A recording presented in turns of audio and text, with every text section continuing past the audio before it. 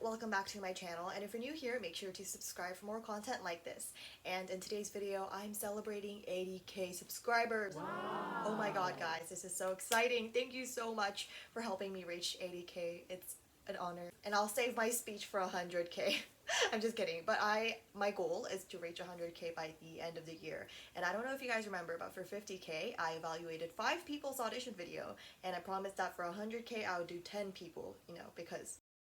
Anyway, in today's video, I'm going to be talking about my top 5 favorite companies for K-pop and a little bit about their auditions as well. So many of you guys suggest this video on a daily basis, so I just thought, why not do it now, because it's like a special occasion. And I'm sure a lot of you guys can also guess who top 1 is. Comment it down below before you watch the video.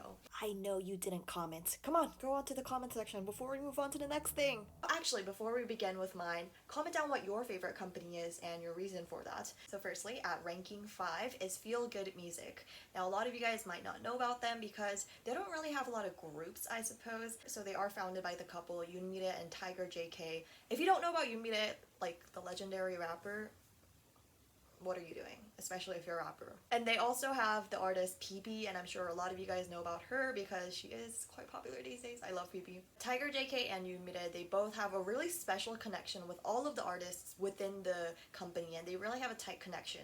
And that's why they really scout artists themselves. They don't really have an audition. The other 4 companies have auditions, I promise. Just this one, I was gonna add it as a bonus, but then I didn't know who else to add, so. And the company just really feels like a family creating music rather than just artists put together to create some kind of music. And because of that, they are extremely selective, and if they do open auditions, I will obviously let you guys know. And additionally, the freedom that their artists have is really just so loose, and there are really no restrictions. And if you see any of PP's videos and of her lifestyle, you'll really see that there is no strings attached to her. Adding on to this, they mainly look for people that can create their own music, kind of like how PP writes her own songs. And due to this fact, they don't really provide much training, which isn't like a bad thing because they choose people that are already kind of curated, I guess. And number 4 is High Up Entertainment, and I'm sure a lot of you guys have heard of this because of Stacy. And so Stacy is created by Black Eyed Pilsung, which is a producer, and he's created hit songs from Twice, Miss A, EXID, Sistar, A-Pink, and Stacy is their first artist and their only one. Obviously, their music is super high quality because, the boss is literally a producer, and they really pour everything into Stacy, which is really nice to see because sometimes companies do give up on idols, especially if they are small companies, but definitely not for High Up. And the company really knows how to deal with promotions because, the popularity that follows it after clearly tells that. Content is frequently uploaded on all of their social media platforms, and this is a little unrelated, but there really is no favoritism when it comes to members, and each member really gets to shine, in their YouTube vlogs, and they're really feedback orientated when it comes to hairstyles, outfits, just the comeback itself. So K-Netizens really so bad, and their debut was really popular, especially in Korea, internationally too, but I feel like it was more popular since the beginning from K-Nets. However, they had a lot of complaints about the dance because it wasn't that catchy.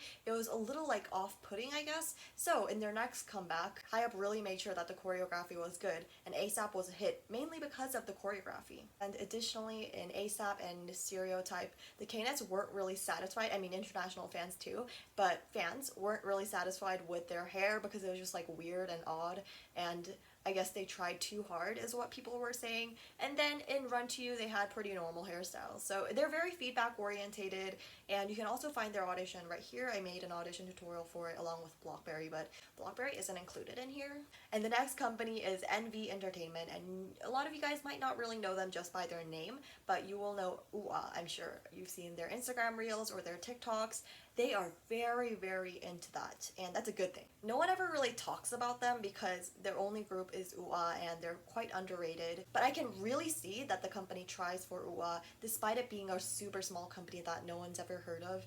They really do pour all of their efforts into UA, and despite being a new entertainment with no experience before, they do have quite high quality concepts, high quality songs. Their songs are pretty good, and their music video, although in the beginning it was a little bit rough, but they are constantly improving is what I can tell. They truly know how to target Gen Z by promoting their songs and just uploading on Instagram, TikTok, YouTube. On their Instagram, they post very frequently, but I think you guys might know them more about their TikTok. They really know how to follow the trend, and with super high quality like camera as well, which a lot of people know them for. And for me personally, I find that their YouTube channel is honestly the most active, I guess, fourth generation YouTube channel that I've ever seen. They really upload everything from like global singing and dancing covers to, you know, just daily vlogs, behind the scenes. A lot of that is uploaded onto their channel. And they're also extremely feedback orientated because a lot of people had problems with the concept and they kind of developed that along their way.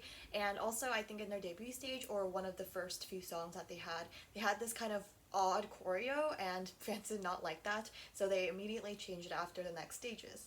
So you can actually find the audition on their website. I haven't made an audition tutorial for that yet. I will soon though. And the next company is WM Entertainment, and a lot of you guys have mixed feelings about them, but I kind of like them. And honestly, any of these top 5 companies can be rearranged depending on your liking and depending on my liking, and I don't know why they're in top 2, but whatever. So some groups that you might know of is B1A4, Oh My Girl, ONEF, how do you pronounce that? ONF, anyway. And you also might know Taeyeon from IZ*ONE, she's also under WM Entertainment as well. So firstly, you have the freedom to compose, kind of like Jinyoung from B1A4, and also you also get the freedom to just post on social media, YouTube. A lot of the members from WM Entertainment, they have their own YouTube channels, which is kind of nice. I can list off so many examples where WM actually cares about the members' health, both physical and mental. So for mental, let's say, Chiho from Oh My Girl, she had to take a break, a hiatus, because of her mental health, and the company actually made a subunit to promote the 3 members, so it was like a really good strategy. Like while one member sits out, they can actually just promote as 3 rather than as a full group. Jinny from Oh My Girl, even though she's left, a couple of years ago she had like physical health issues, so she had to take a hiatus, and she eventually did leave the group, but the company allowed that to happen. And what I also really love about WM Entertainment is like the bond between the idols, I guess, and the members and the artists. So they have a lot of family concerts, and I haven't seen too many family concerts apart from the big 3, I guess, but they do have a family concert, and you can always see like projects where they're covering each other's songs, and that's just like really nice to see. And the CEO himself, I forgot his name, but he shared himself that he sees the artists as people, not just, you know, artists. And this is kind of cute, but like he even cried when Yua was having her, I think, first solo debut showcase. Like he literally cried while watching the showcase, and I think that's just really cute. And he also cried when the ONF, I don't know how to say that, is it ONF? Sounds like French for some reason. When the ONF members passed their mixed line auditions, he also cried there. So it just really shows you how he actually cares about the artists and the members. I personally think that the idols are not overworked, but they still do a lot of comebacks. And while I do think that some periods in between comebacks is a little bit long, but it's still like towards the artists, I feel like they get a lot of breaks and they aren't overworked. And even though WM isn't like a big company, they still really steered Oh My Girl towards success, never gave up on them despite them not really having that big boom, I guess, especially internationally. Within Korea, I feel like they did have popularity, but not too much, but they really never gave up on Oh My Girl. I keep talking about Oh My Girl because they're really like the only group within WM that I really care about. And if you are interested in auditioning for WM, you can find my audition tutorial here. Next is top 1, guys. Ready? Drumroll. Top 1 is Fantagio. Wow, we all guessed it. You can find this audition video right here if you want to audition for them. But to list out all of their main reasons it's gonna take forever. So I do have a video on that if you want to see why Fantagio is my personal favorite company. And that through that video, so many of you guys started to audition for like Fantagio, and so many of you guys were saying that they were your favorite company. The influencer I am, guys. And some things that I wanted to mention that wasn't mentioned in that video just because I probably forgot, or maybe it's like updated things. So like they have freedom overall, freedom to use social media, freedom to upload on TikTok. And they also allow friendships between artists within their company and, you know, outside of companies. Even like male and female friendships are allowed, and you might be thinking, Irene, that's the bare minimum. Well, the bare minimum is not often there. Anyway, that was it for this video. Do you guys want to see a top 5 worst company? I don't know, maybe for 90K, that's what we'll do. Comment it down below if you are interested in that. Thank you so much for watching, and I'll see you guys in the next video. Bye! It fell. Kind of. Not. Oh my. See, when I focus on my face, it looks like this. Like a big blotch of greenish yellowish. Bye!